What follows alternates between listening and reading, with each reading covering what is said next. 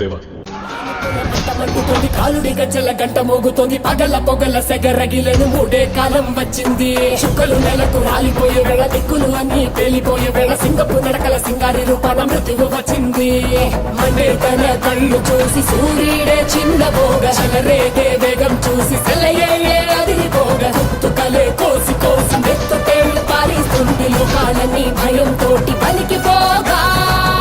గాలిలాగా వచ్చరా నిన్ను నరికి పోగులెట్టగొచ్చరా